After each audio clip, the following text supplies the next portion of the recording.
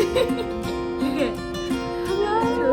I've got my sister here, and I'm so excited. I wasn't expecting to see her for another, like 4.5 months. So this has been a really sweet little time that I've been able to spend with her, and I thought it would be such a great idea to get her on here because I'm sure she's just full of stories, but we're just gonna do a really quick one.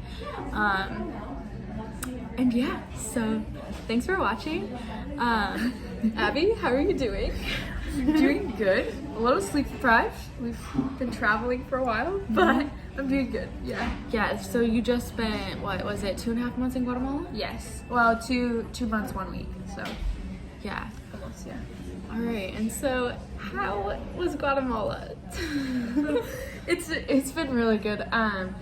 It's hard because like you get like immersed like in a foreign culture, and like then it just like becomes normal, and so it's really difficult to like know how to explain even the differences. But like it was just a really sweet time.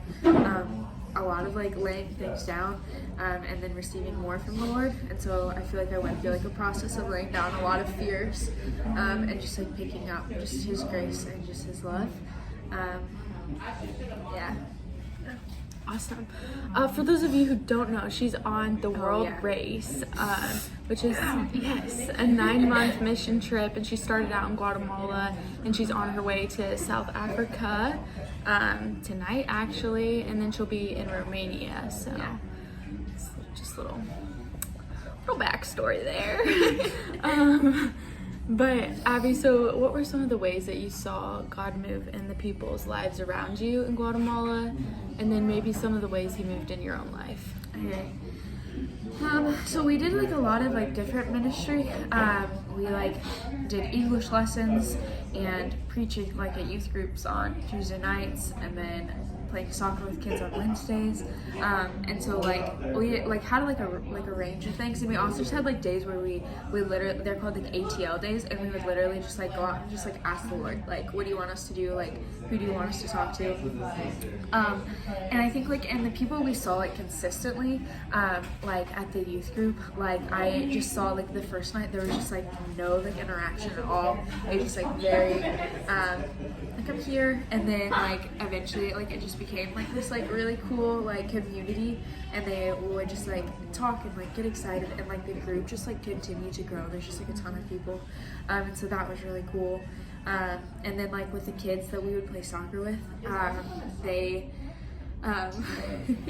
they were like really good kids, but like almost just like they would like not like communicate with like the kids in the village. Like they were like the head kids, and then they like wouldn't like play with anyone else.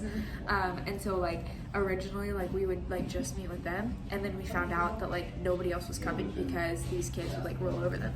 And so we like would have time after soccer, we would sit down and just talk to them like about the Lord and stuff.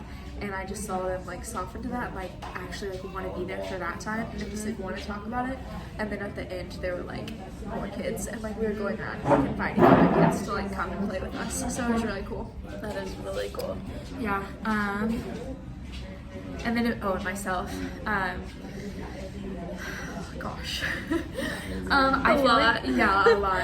I kind of already mentioned this, but I feel like I like kept dealing with this like fear, just of like the future and what the Lord had, and just that like I had to like pick like the hardest path to follow the Lord. Yeah. And I feel like God like just really redeemed that, and just like some things that I'm gonna call you to do like are gonna be difficult, but like you're gonna be prepared for it, and like your heart's desire is gonna like align with that.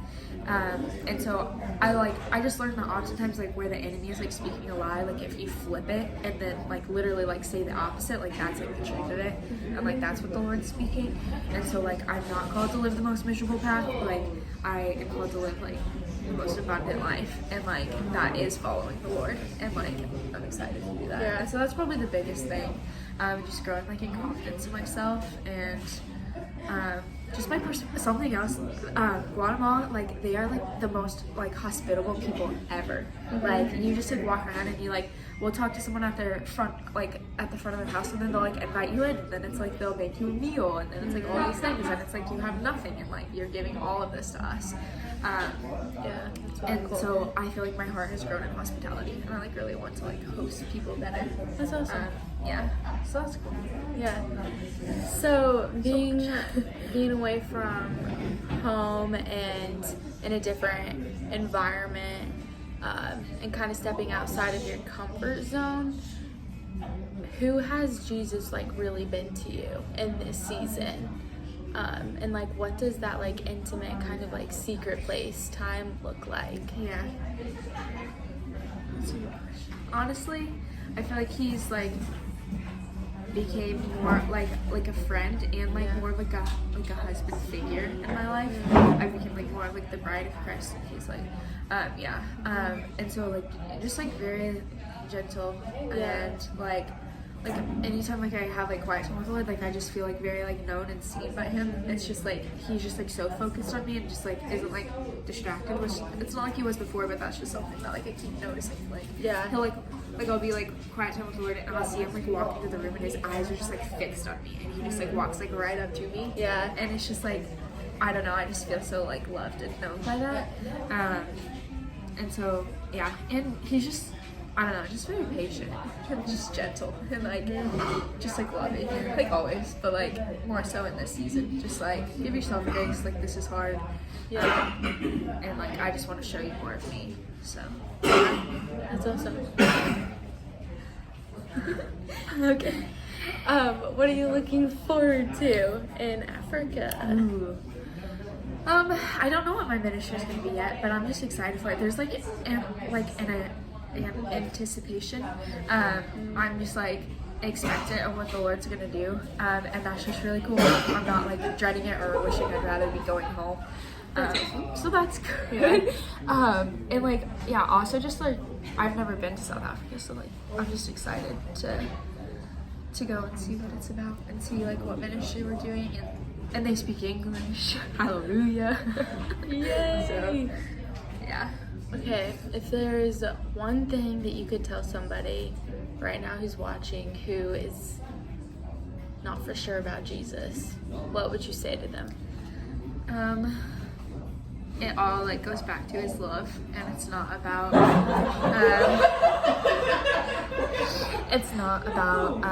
like doing the right thing or like the works or being good, but like he genuinely just loves you and like wants a relationship with you.